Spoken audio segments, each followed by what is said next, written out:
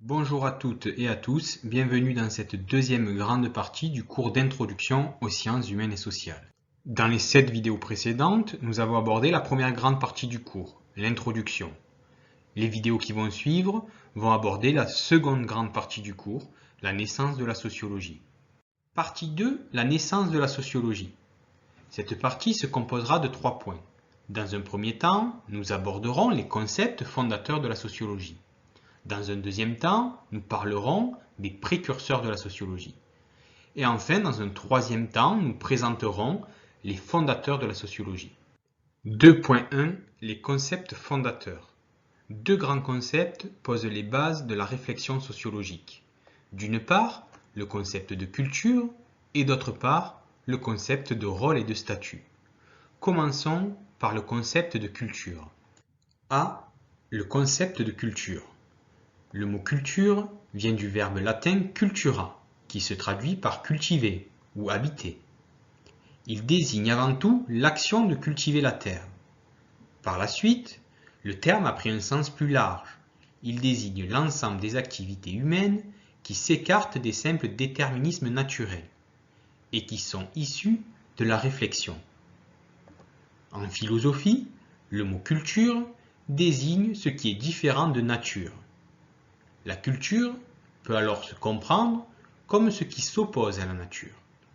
Il y a donc une distinction entre les lois de la nature et les règles sociales et culturelles. Il y aurait donc dans l'homme, d'un côté, ce qui révèle de la culture, c'est-à-dire d'un apprentissage lié à la pratique et à l'obéissance des règles, et de l'autre côté, ce qui révèle du naturel, c'est-à-dire ce qui serait inné. La nature, c'est tout ce qui est en nous par hérédité biologique. La culture, c'est au contraire tout ce que nous tenons de la tradition externe.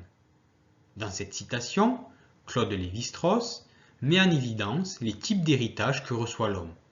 D'un côté, l'héritage biologique, qui se fait indépendamment de l'homme, et de l'autre, l'héritage culturel, qui suppose une activité d'apprentissage. En sociologie, la culture est définie comme ce qui est commun à un groupe d'individus, ce qui le soude, c'est-à-dire ce qui est appris, transmis, produit ou encore inventé par l'homme.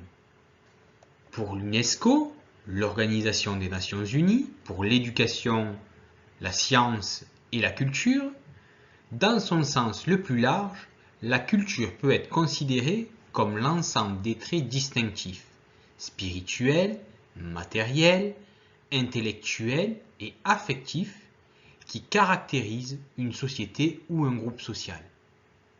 La culture englobe, outre les arts, les lettres et les sciences, les modes de vie, les lois, les systèmes de valeurs, les traditions, mais également les croyances. Ce réservoir commun évolue dans le temps par et dans les formes des échanges.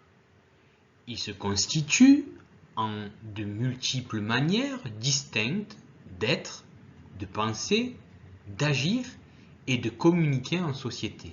Pour Edward Taylor, la culture est un ensemble complexe qui englobe les connaissances, les croyances, les arts, la morale, les lois, les coutumes, et toute autre capacité et habitude acquise par l'homme en tant que membre d'une société.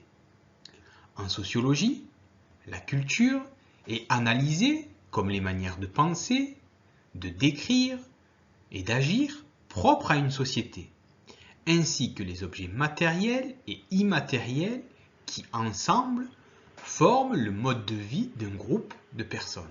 Une branche de la sociologie de la culture et la sociologie des pratiques culturelles, qui étudie spécifiquement les attitudes concrètes des individus par rapport aux biens culturels, les musées, les cinémas, les stades par exemple.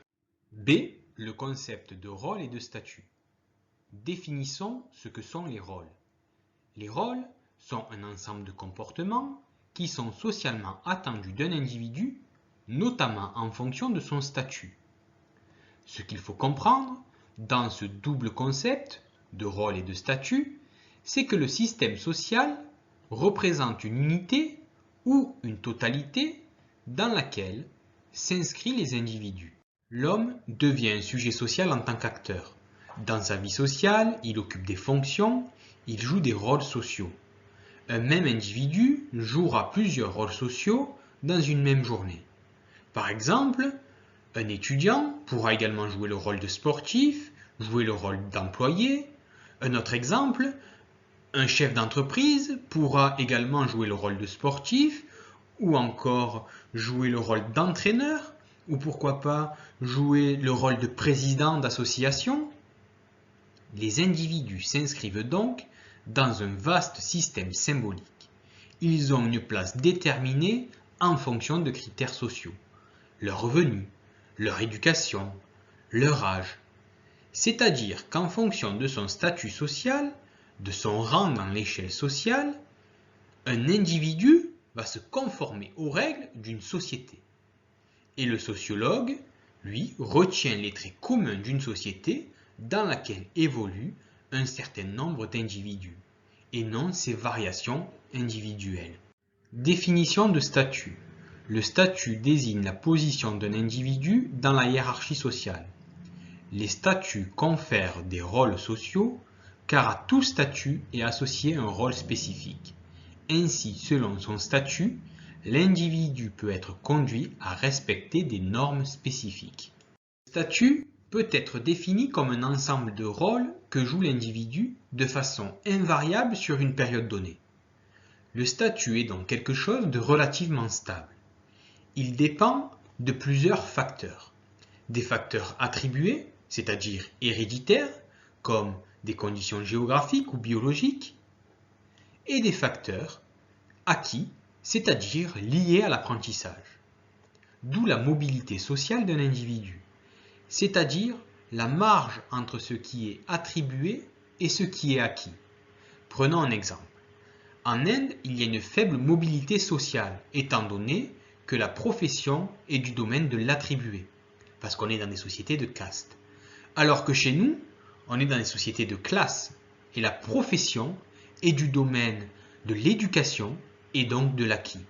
À partir de là, le comportement d'un individu est lié à la façon dont il interprète ses rôles et à sa capacité de se conformer à son statut en fonction des contraintes imposées par la société dans laquelle il vit.